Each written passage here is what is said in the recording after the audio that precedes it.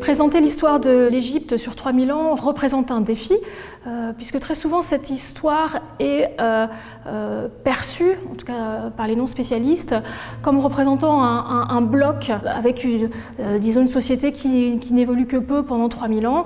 En réalité, aussi bien l'idéologie royale que la société égyptienne dans son entier ont évolué pendant ces 3000 ans. Et l'objectif de cet ouvrage, c'est bien sûr à la fois de fixer les cadres chronologiques, politiques, mais aussi de montrer toutes ces évolutions politiques, sociales, économiques, culturelles pendant 3000 ans.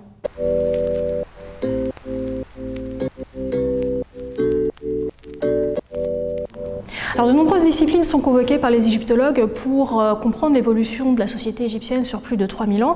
Par exemple l'histoire, bien sûr, mais aussi l'archéologie, l'archéométrie.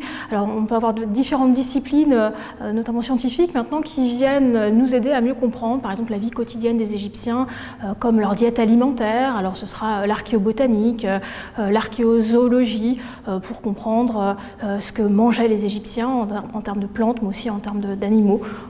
Voilà, donc ça fait partie des quelques sciences qui permettent de maintenant avoir une approche plus fine, notamment de la vie quotidienne des Égyptiens.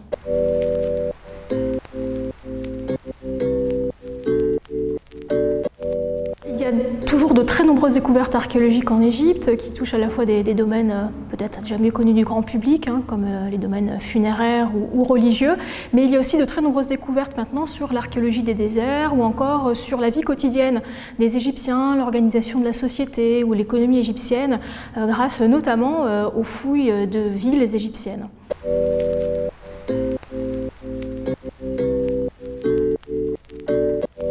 Nous avons souhaité faire une traduction de cet ouvrage en langue arabe pour le rendre accessible à un lectorat plus large. Le français n'est pas une langue extrêmement pratiquée en Égypte.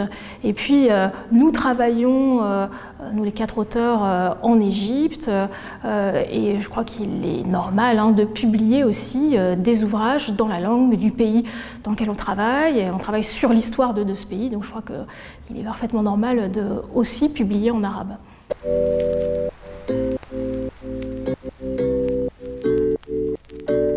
Alors, cet ouvrage s'adresse à un lectorat étudiant, notamment, mais aussi à tous ceux qui sont intéressés par l'histoire de l'ancienne Égypte, qui sont férus d'histoire et qui souhaitent avoir une vision plus détaillée de l'histoire égyptienne antique.